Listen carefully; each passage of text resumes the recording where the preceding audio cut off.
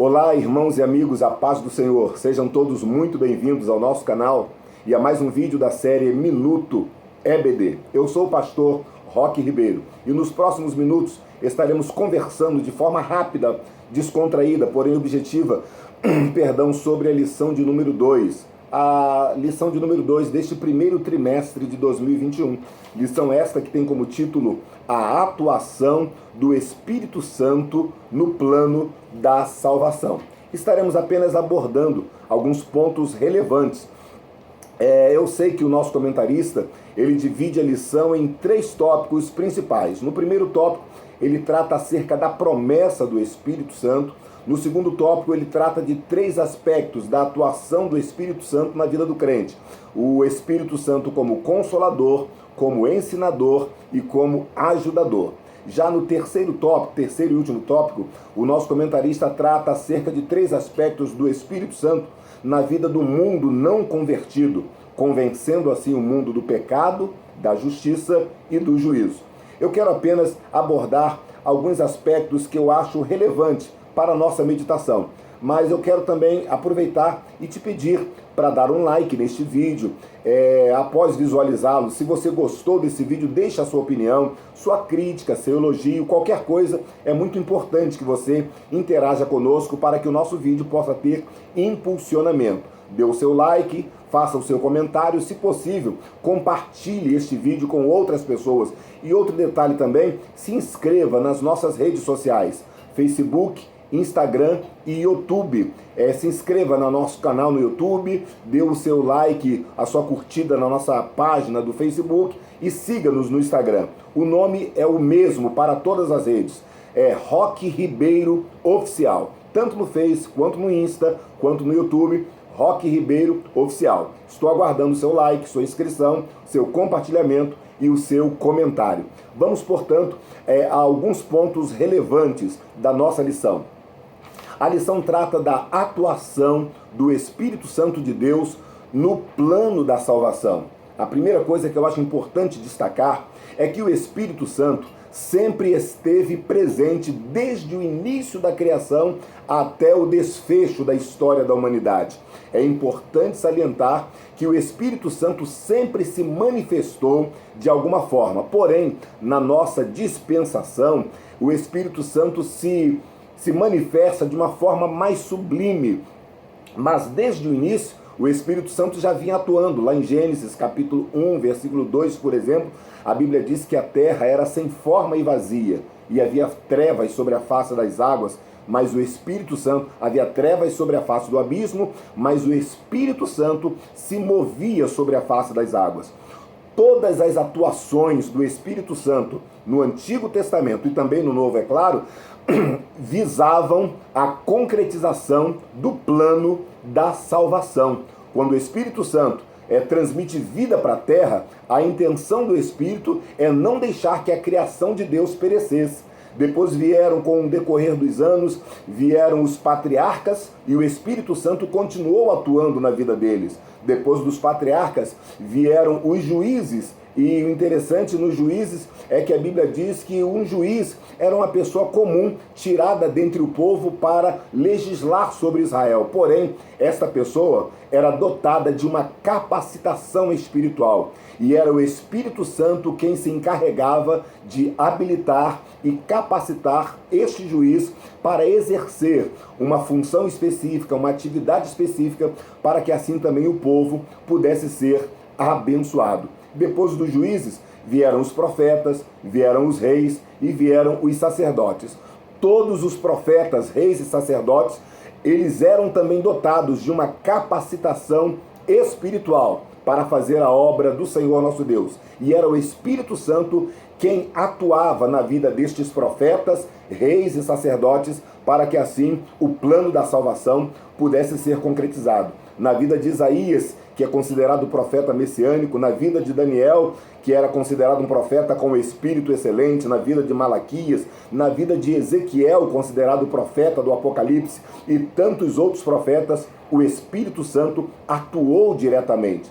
E depois dos profetas veio então a dispensação da graça. O nosso comentarista, ele nos fala sobre essa progressão da atuação do Espírito Santo, desde a promessa do Espírito. Interessante que o comentarista nos diz que quando foi prometido a vinda do Messias, estava atrelada a vinda do Messias, a vinda também do Espírito Santo. Diziam as profecias do Antigo Testamento que quando o Messias viesse, ele seria cheio do Espírito Santo.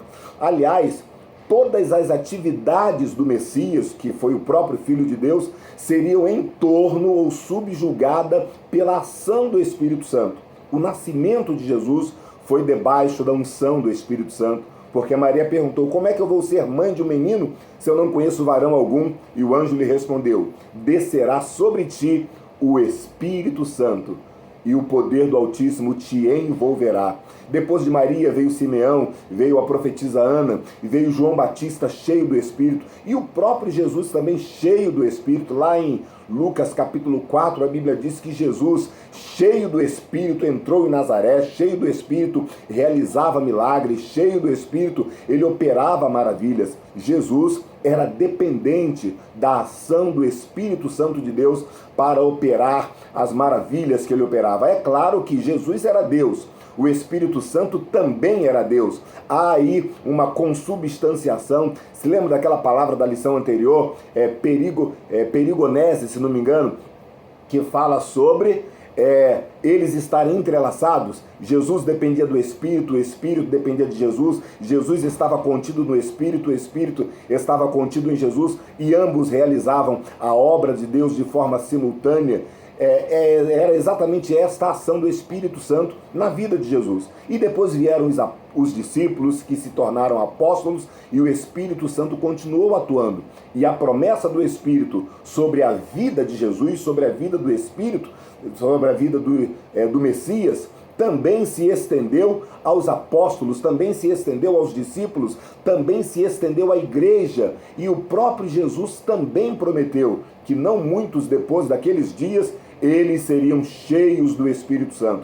No capítulo 14 de João, a Bíblia diz que os discípulos, Jesus prometera para os seus discípulos que enviaria o Consolador. Que coisa maravilhosa! Então foi o próprio Jesus quem prometeu a vinda do Consolador para atuar na sua igreja, para atuar em meio aos seus servos, para atuar em meio aos seus discípulos. E ao longo da leitura bíblica de Atos dos Apóstolos, a gente pode observar que a igreja foi vitoriosa, a igreja foi poderosa, a igreja foi eficaz na sua missão, porque ela era cheia do Espírito Santo de Deus. Foi pelo Espírito Santo que o paralítico foi restaurado em sua saúde. Foi pelo Espírito Santo que o apóstolo Paulo operou maravilhas. Foi pelo Espírito Santo que Pedro operou maravilhas. Foi pelo Espírito Santo que muitas almas se salvaram. A igreja sempre atuou debaixo do poder do Espírito Santo.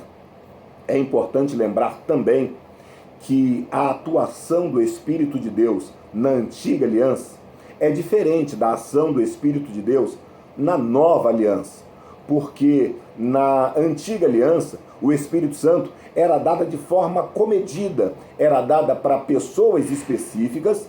A ação, ou a unção, ou o poder do Espírito Santo era dado para pessoas específicas, em momentos específicos, para situações específicas. Porque as pessoas que eram cheias do Espírito Santo eram pessoas comuns. O exemplo disso é o exemplo de Sansão, lá no livro de Juízes. Quando a gente fala de Sansão, a primeira ideia que algumas pessoas têm é que Sansão era um homem forte, corpulento, alto, mas não. Sansão era um cidadão comum, era um judeu comum. Mas diz a Bíblia, inclusive a expressão que a Bíblia usa e o Espírito de Deus se apoderava possantemente de Sansão. E depois que o Espírito de Deus se apoderava dele, aí Sansão era um homem diferente. A mesma coisa aconteceu com Saul, que também foi cheio do Espírito. A mesma coisa aconteceu com Davi, que também foi cheio do Espírito, e com tantos outros heróis da antiga aliança. Mas eu repito, eram pessoas específicas, para momentos específicos, para situações específicas. Já no Novo Testamento é diferente.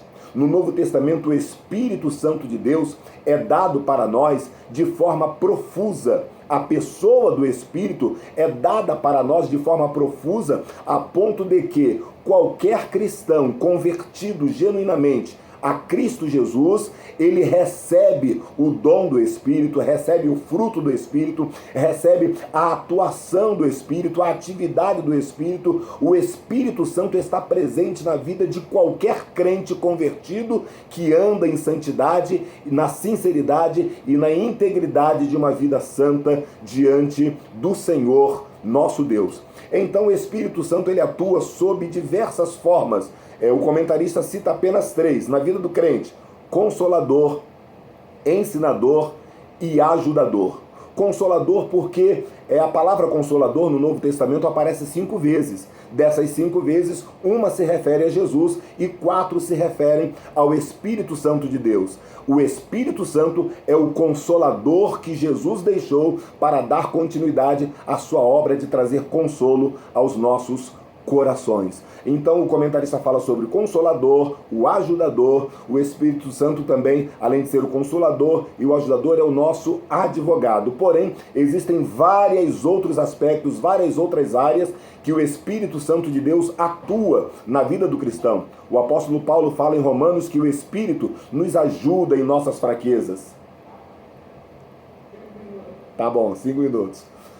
O nosso pastor presidente está me chamando para uma reunião. Eu já vou acabar esse vídeo, já estamos aí com quase 12 minutos. O Espírito Santo, ele atua em vários aspectos na vida do cristão. Ele é aquele que traz para nós a alegria, a esperança. Ele é aquele que traz para nós a temperança. Ele é aquele que traz para nós a paciência. O Espírito Santo, ele não apenas nos dá poder, não apenas nos dá autoridade, mas também nos transmite o caráter de Cristo para as nossas vidas. É desta maneira que o Espírito Santo atua na vida do crente nos dias de hoje, sem falar dos dons espirituais, que é uma capacitação maior e especial para o crente fazer a obra do Senhor.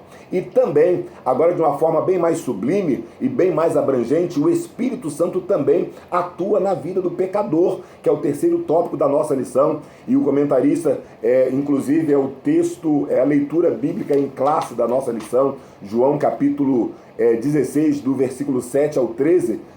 A Bíblia diz que o Espírito Santo convence o mundo do pecado, da justiça e do juízo.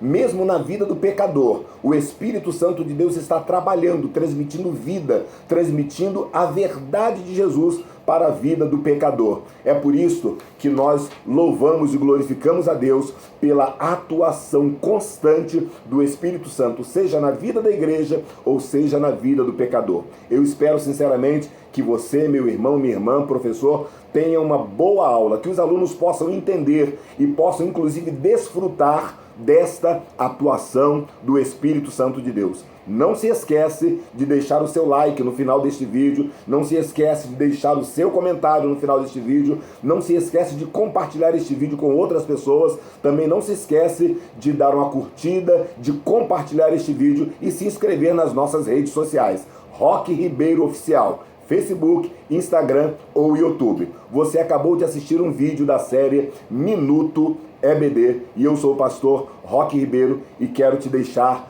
na paz de nosso Senhor e Salvador Jesus Cristo. Muito obrigado pela sua atenção.